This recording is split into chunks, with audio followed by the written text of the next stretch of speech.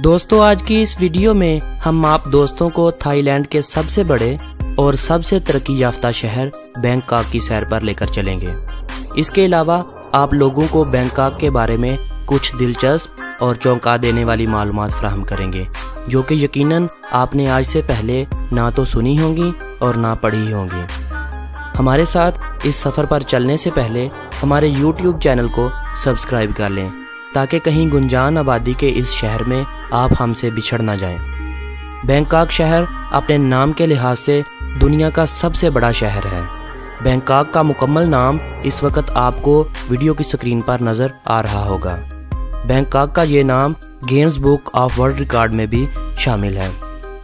Bangkok में 1 करोड़ से ज़ायद अफराद रहाइश पजीर हैं और ये आबादी के लिहाज से थाईलैंड का सबसे बड़ा शहर है। 15वीं सदी में इस शहर को किंग रामा ने दरियाफ्त किया था। बैंकॉक थाईलैंड का दारुल हुकूमत है और इस शहर का कुल रकबा 15,68,737 किलोमीटर है। अगर आप लोग बैंकॉक विजिट वीज़े पर जा रहे हैं तो पहले बैंकॉक के कवानीन के बारे में ज़रूर जान लें, वरना आपको भारी जुर्माने और सज़ा का सामना करना पड़ सकता है। बैंकॉक में बिना अंडरवेयर के आप घर से नहीं निकल सकते।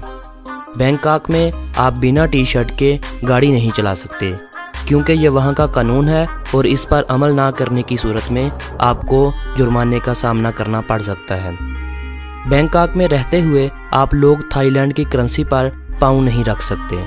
इस कानून में अमल ना करने की सूरत में आपको जुर्माने नहीं बल्कि जेल का सामना करना पड़ सकता है।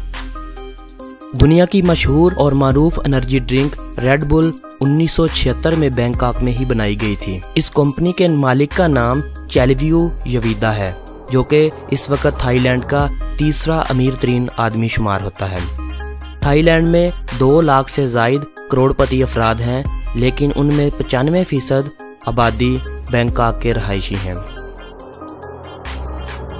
थाईलैंड में 2 लाख से ज़ायद मिलियनर्स हैं, जिनमें 95% बैंकॉक के रहायशी हैं। यानी बैंकॉक को आप अमीरों का शहर भी तस्वर कर सकते हैं। बुद्ध मत के पैरोकारों के सबसे बड़े मंदिर बैंकॉक में ही है। थाईलैंड में सबसे ज़्यादा आबादी बुद्ध मत के पैरोकारों की ही है। बैंकॉक की करेंसी पर बैंकॉक के मंदिरों की तस्वीरें बनाई जाती हैं। अगर आप लोग इन मंदिरों तक नहीं जा सकते तो आप $5 के सिक्के करवाकर इन पर सभी मंदिरों को देख सकते हैं।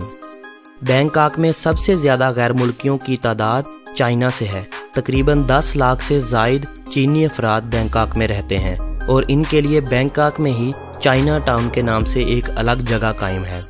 सबसे बड़े गोल्ड बुद्धा का मंदिर भी इसी टाउन में मौजूद है।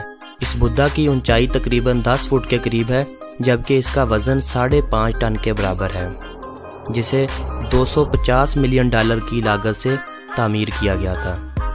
बैंकॉक थाईलैंड का सबसे गर्म शहर है, क्योंकि एक साल का औसतन दर्जा हरारत 88 डिग्री फ़ारेनहाइट है। यही गर्मी बैंकॉक की जवानियों को मुकम्मल कपड़े पहनने से रोकती है। बैंकॉक में हर नए साल के मौका पर एक दूसरे पर पानी फेंका जाता है। यही हरकत इस मौका पर होने वाली लड़ाई की एक बड़ी वजह है। 2 साल पहले तक फसादात और खाना जंगी की वजह से बैंकॉक में सियाहत बिल्कुल ख़त्म हो चुकी थी, लेकिन 2 साल से थाई हुकूमत ने इन हमलों को बहुत हद तक कंट्रोल कर लिया है।